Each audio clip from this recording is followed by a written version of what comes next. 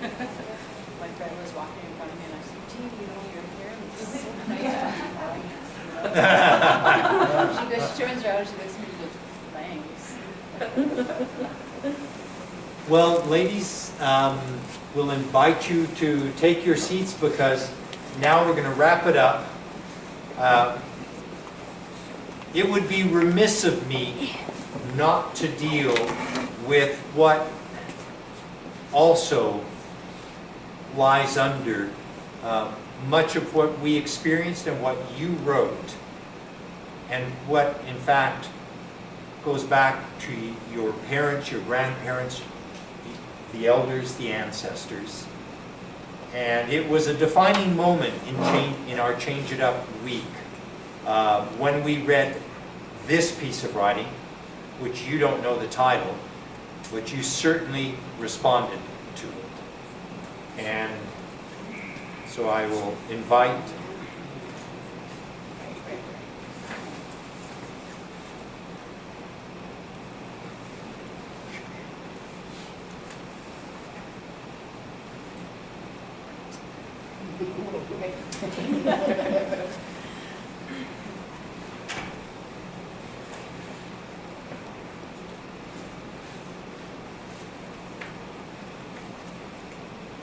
This poem is called A World of Red. A gifted Cree warrior woman once told me when she was a child, her eyes were bleeding onto the pages of an atlas at school, rearranging rivers, pushing lakes through to the pages below, the pages before that, looking back. The yellow of the world turning red on teachers' precious book. Columbus's New World, the blood of the Taino people, 8 million to 28,000 in 20 years. The bones of millions of native slaves, warriors, children, babes, of millions, hundreds of millions. Their red drops on the maps of the white man, soaked through to a future where resistance moves beyond the road, beyond the talk, beyond the mountain.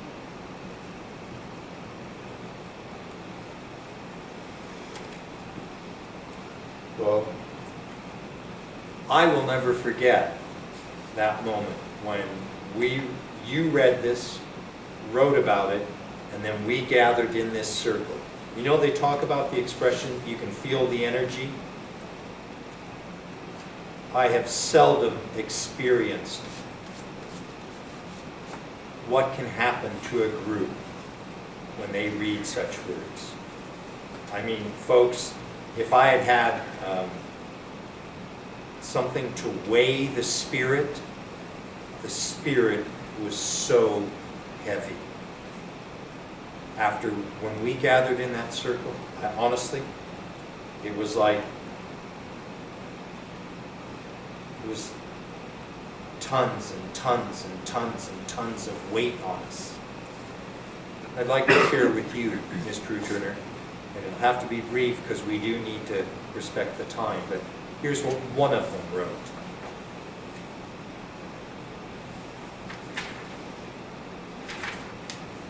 Stream of consciousness. This reading kind of pisses me off. Our people, for hundreds of years, suffered atrocities at the hands of the white man. All I can say is what goes around comes around. Except now, in today's society, we will fight back with education. That's our bow and arrow. They took our land, our culture, our language almost, but you can't take away an education. The reading is complex in many ways. It indicates a book to me In fact, it sounds like the Bible. An indication of death by millions, and also blood. So therefore, this has a very in-depth historical background. The Cree warrior woman sounds like my grandmother, Sophie Nakawasis, and her mother before. To know the things they saw and experienced must have been horrific. There is also an indication of residential schooling in the reading. So this again takes me to a place where my mother was when she was a child.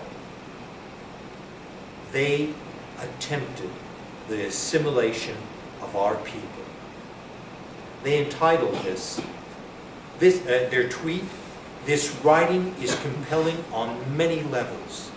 It is based on actual facts and events, and those facts remain." First Nations people are exactly that. First Nations, Aboriginal, call it what you will. It only strengthens my people. We have and always will rise and succeed and always be the people we've been.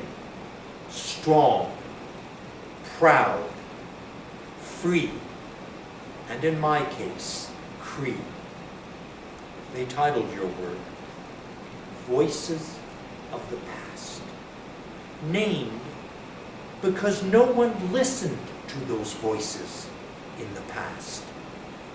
We are listening today. And our voices have united. Loud and clear, hear our song. Idle no more. My definition of Cree, because I asked them all to define Cree, powerful. I invite you to respond. See, I do have one word written there. What? You have a word written there, and it's my word for this. Yes! That's really powerful. Yeah! Bring it on.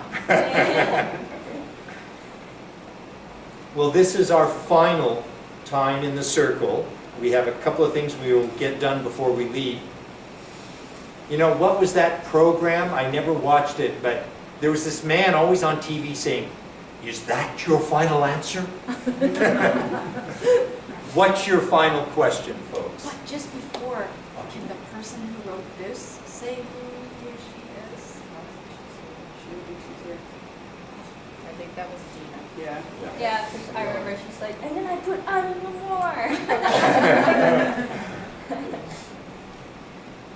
That's the man.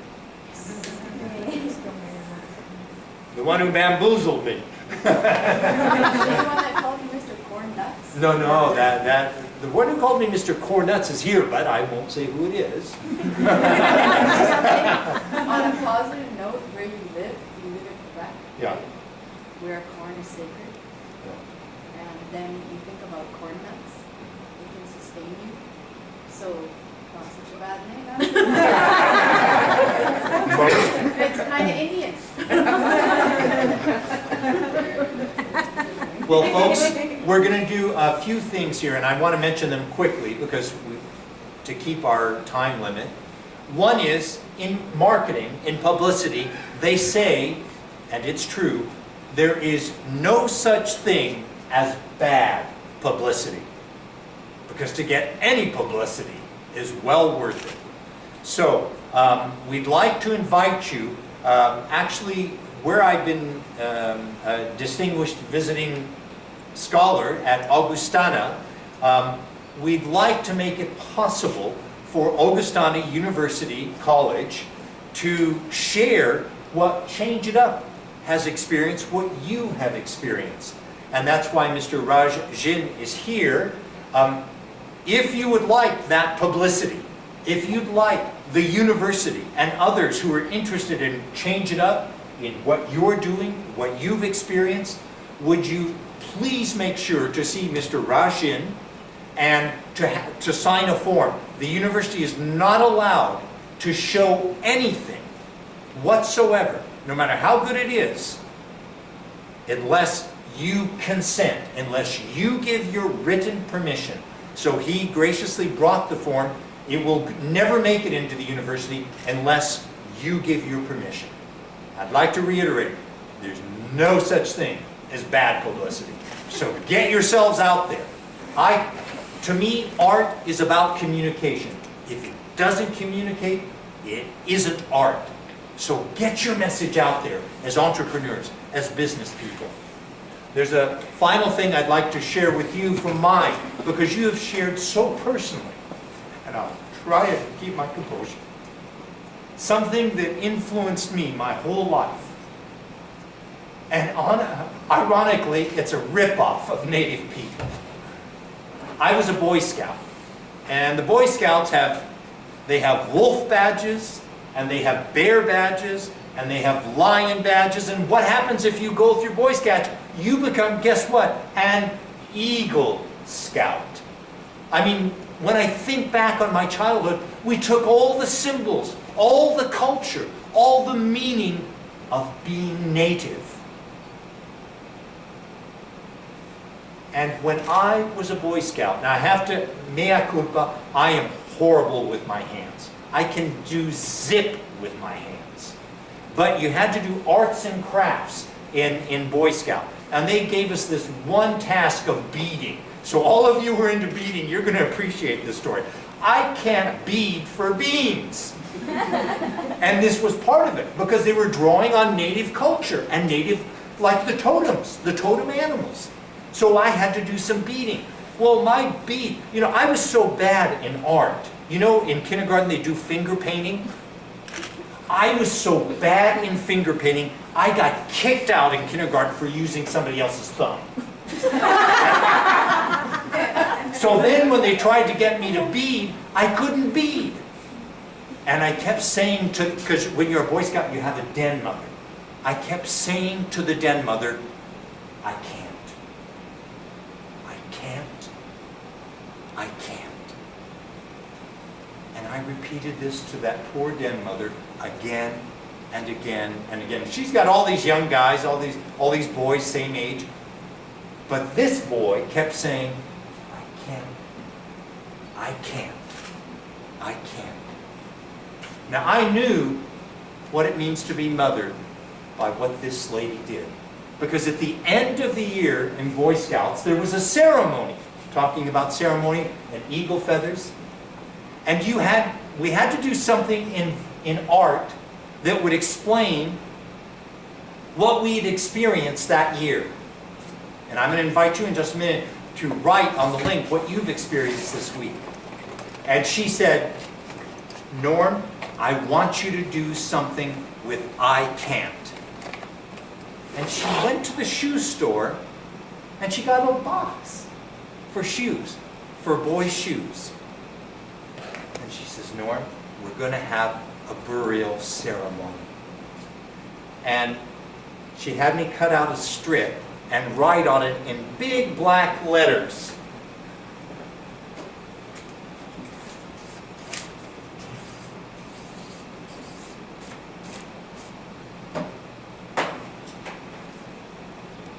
and she says, now take this piece of paper and lay it in the box, like the coffin. And there on stage in front of everybody in the school, including my parents and my siblings, we had a burial ceremony in which she encouraged me for the rest of my life to bury I can't. And I did. And I encourage you, bury I can't, because you can do it. Thank you, ladies and gentlemen. I'll invite you to write about your experience on the link right now at Change It Up, and we'll take a group photo before you leave. Just a sec, but does anyone have any other comments before we I just wanted to say, all of us, when we were reading your poems, we all saw different things, but they were kind of the same. And what I wanted to know was, where were you at the time when you wrote some of the stuff that you wrote? I know some of it was boiled, there were stories told to me, but to me, like, I want to know what was going through your noodle when you were putting this stuff down, because like some of the writing really affected me. Like there was one about it was cold. It was a winter scene or something, and I was like literally cold. I couldn't get warm. But like I just want to know where were you at in your mind when you wrote some of the stuff? Well, to me, writing is ceremony, and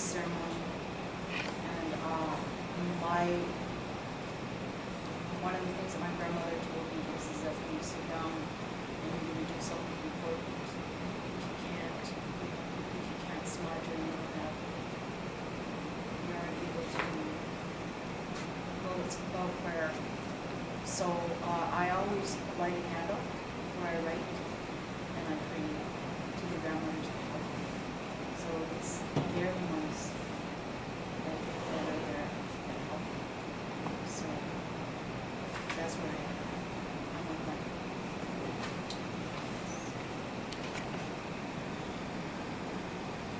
Perhaps there are other questions or comments? I really appreciate you letting us read your writings. To all of us, we all had our different points of view. And thanks to Mr. Cornett. I graduated on Cornett.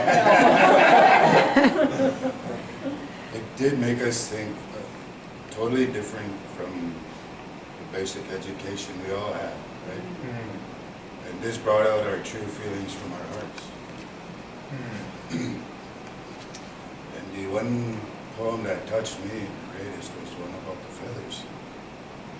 Because it brought me to a time where I'd like to forget. And I did forget.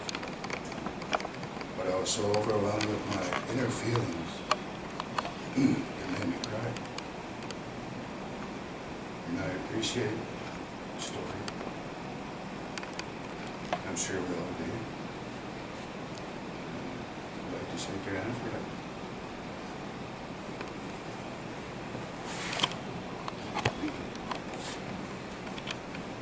Others? Being in this open dialogue and make you look at your own poems in a different way. After hearing all how we all interpret the poems. It did. It made me really happy that I wrote it, that I listened, you know, and when I write, I try. My intended audience is our own people, and I have a vision of us uniting, you know, because we're so divided. But us getting together and because we have so much power,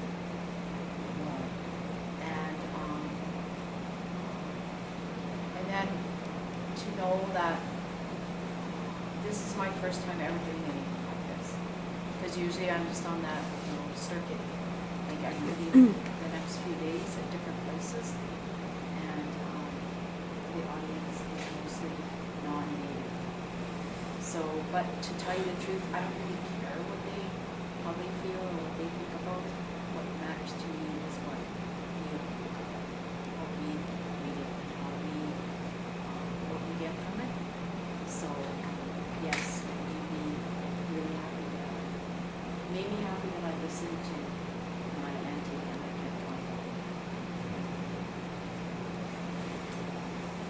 The last poem, which was really, heavy in our hearts, it was tough to read. Like,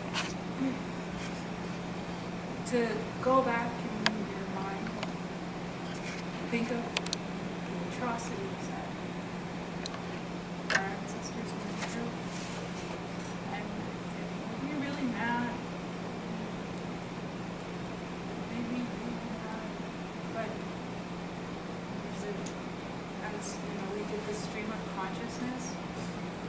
brought me from there to where I am and everything in between, and how our people are just still, trying to heal, and my own personal journey of healing. And my own personal journey of healing is just like everybody else's, it's how we still have a long way to go. But also, when you mentioned the Milky Way in the universe, and it's like, well, we're still like this, and there's a whole universe out there, and it kind of put that into perspective. Like, it's not that big that we can't overcome it. So, I appreciate that. I got one more, but it's addressed to Mr. South by Southwest here. Like you had us do it all week. I was wondering if you could do that, but not with the readings or writings, but you being in the Change It Up program for this whole week. I want to see your stream of consciousness. Your title. Well, I can tell you, when this almost didn't happen because of the weather, I pulled an all-nighter, because to me, life is about keeping promises. I said, we got to keep our promise to them, no matter what. And so it meant changing a lot of schedules and logistics. Our youngest daughter contacted me. And you, Ms. Northwest, you threw me a curveball, eh? You remember what you asked me? Remember she said, what if you lived in a native-dominated world? And that really got me thinking. 2035. Sooner. You're still alive. And I responded to her, if I could learn to learn from you, I'd survive. And my experience has been how much I've learned from you.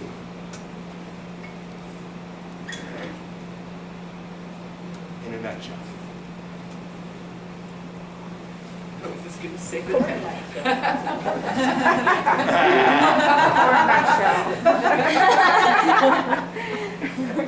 So we'd like to get a group photo, but first could you please go on the computer and write what you think about Oak Hollow? Just one more little thing is that what you were saying there, it just reminded me of my friend. He told me that he saw this movie a couple of weeks ago, and he said, I've seen so many movies about the Jewish Holocaust, but this one, he said, for some reason, it just really stuck with him. And he didn't really say much about it, he was just having something feelings. Then I told my bestest buddy about it, and she's like, oh, I saw that movie, she says, and you know what she said? One thing, and she's native, she says the one thing about that movie that really stuck in my mind, and I really remember what she said. The movie was about this woman who saved all these names of people who were killed in the concentration camps. And she had this book full of names. And then many years later, she met up with a man who told her to collect those names and to remember. He told her to remember. So she collected all these names. But then she met with him years and years later, and her husband, the woman whose husband said that he lived a really hard life because all she did was collect the names and interfere with their life, their happiness, their joy in life. And that man told her, he was crying, and he said, I'm so sorry, because what I forgot to tell you was not just to remember, but to live. To live. No matter what happens to us, no matter what has happened to us, as we all know, the things that is to live our lives and not because it's such a joy.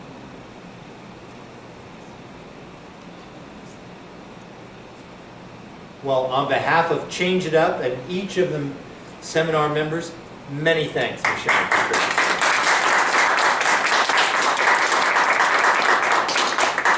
And if you could go on the computer to the link and write what you think about what we did this afternoon. And we'd like to get a group photo before you leave.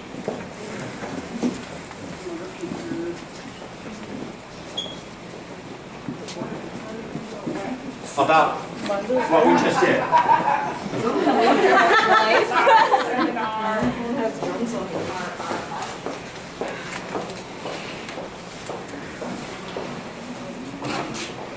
Sitting in the back? Yes, thank you.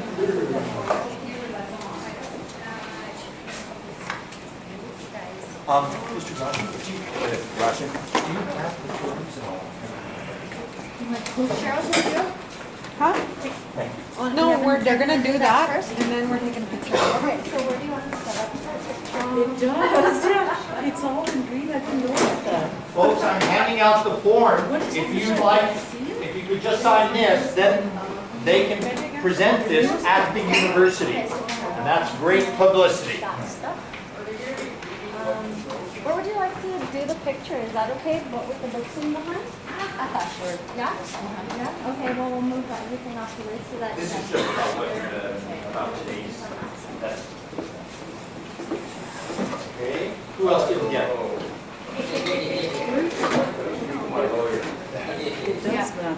Okay, everybody get it? Okay. And this picture? I have to sign it. Oh, this is that, yeah, it's for Augustana. Oh. Oh, disclosure. Check. There you go. And go. Did you get it, Miss Twins? Oh, you did get it. Okay, and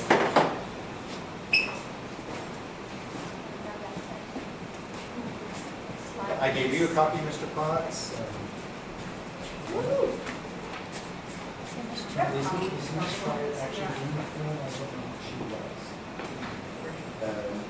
No, the other lady.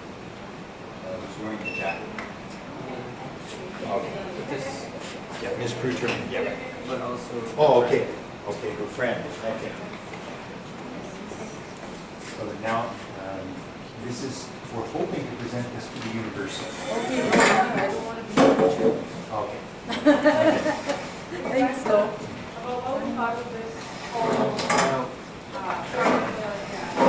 That I videotaped, and could be a couple.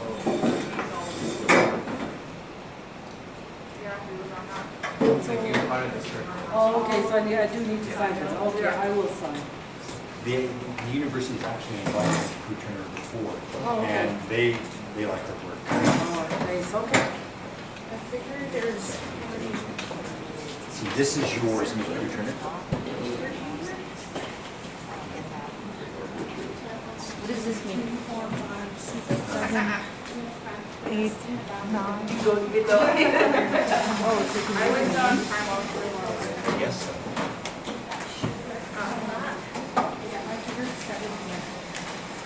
I think that's about your email.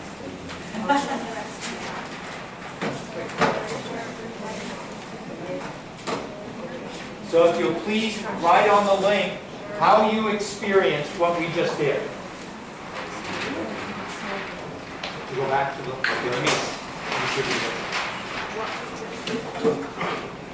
Is Crider, Mr. Satellite's having a difficulty getting on the computer. Is it the 24th or 25th? 25th.